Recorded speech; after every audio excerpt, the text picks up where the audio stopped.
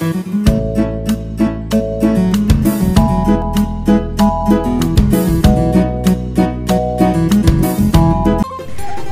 Tapanuli Utara berada di Provinsi Sumatera Utara, tepatnya di bagian selatan Danau Toba. Kabupaten Tapanuli Utara memiliki 15 kecamatan dengan luas wilayah sebesar 3.794 km persegi, serta memiliki 45 perangkat daerah yang bersinergi membangun Tapanuli Utara. BKPSDM memiliki tugas dan fungsi kepegawaian, yaitu melaksanakan fungsi penunjang kepegawaian serta bidang pendidikan dan pelatihan. Selamat pagi dan salam sejahtera bagi kita semua. Yang terhormat Bapak Coach dan Ibu penguji proyek perubahan dengan yang saya susun dengan judul Strategi Pengembangan Sumber Daya Manusia Aparatur Sipil Negara melalui peningkatan kompetensi teknis di lingkungan pemerintah Kabupaten Tapanuli Utara. Saat ini saya telah mengimplementasikan seluruh tahapan proyek perubahan jangka pendek. 1. Konsultasi dengan mentor.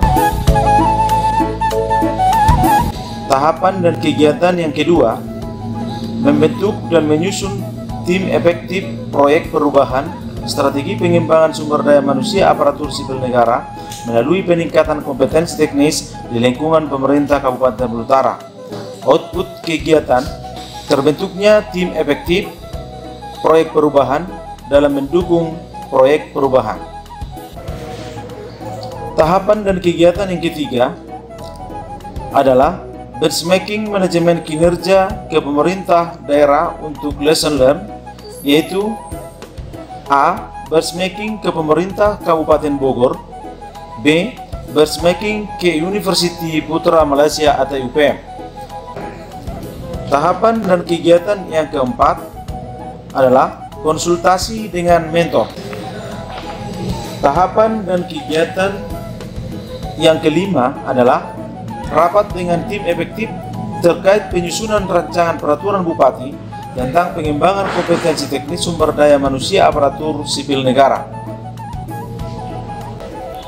Tahapan kegiatan yang keenam adalah mengusulkan peningkatan alokasi anggaran pelatihan kompetensi teknis sesuai dengan amanat Permendagri tentang pedoman penyusunan APBD. A. Melakukan koordinasi dengan perangkat daerah tentang rencana kebutuhan pengembangan kompetensi teknis. B. Menyampaikan usulan rencana kebutuhan pengembangan kompetensi teknis dengan Bapeda. C. Menyampaikan usulan rencana pengembangan kompetensi teknis ke dalam dokumen perencanaan dan anggaran. D. Melakukan koordinasi dengan TAPD untuk memastikan ketersediaan anggaran rencana pengembangan kompetensi teknis dalam APBD. Tahapan kegiatan yang ketujuh adalah merancang draft peraturan Bupati Tapanuli Utara tentang pengembangan kompetensi teknis sumber daya manusia aparatur sipil negara. Tahapan kegiatan yang kedelapan adalah merancang dan menyusun juknis pelatihan kompetensi teknis sumber daya manusia aparatur sipil negara.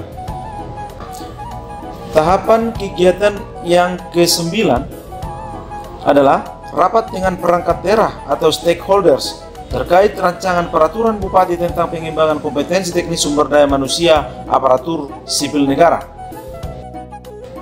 Tahapan kegiatan yang ke-10 adalah koordinasi dengan bagian hukum terkait dengan eksaminasi rancangan peraturan Bupati dan juga fasilitasi peraturan Bupati ke Biro Hukum Pemerintah Provinsi Sumatera Utara.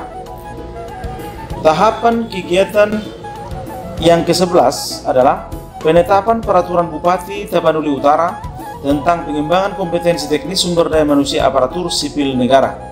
Tahapan yang ke-12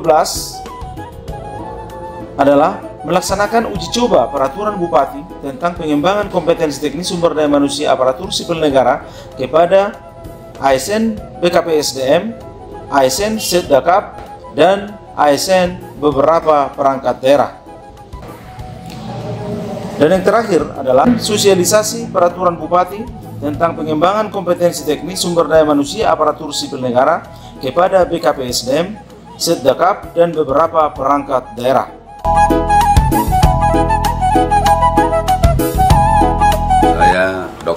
Dr. Andus Nixon Nababan, MSI, Bupati Tapang Utara, sangat mendukung dan berkomitmen untuk melanjutkan proyek perubahan, khususnya pada jangka menengah dan jangka panjang yang dilaksanakan oleh Menjamin Nababan SPD MM, Kepala Badan Kepegawaian dan Pengembangan Sumber Daya Manusia Kabupaten Tapang Utara yang dimentori Dr. Andus Indra Simaremare MSI, Sekretaris Daerah Kabupaten Tapang Utara pada PKN tingkat 2 Angkatan 29 tahun 2023 dengan gagasan perubahan strategi pengembangan sumber daya manusia aparatur sipil negara melalui peningkatan kompetensi teknis di lingkungan pemerintah Kabupaten Tapang Utara yang sudah diimplementasikan pada program pengembangan sumber daya manusia pada tahun 2023.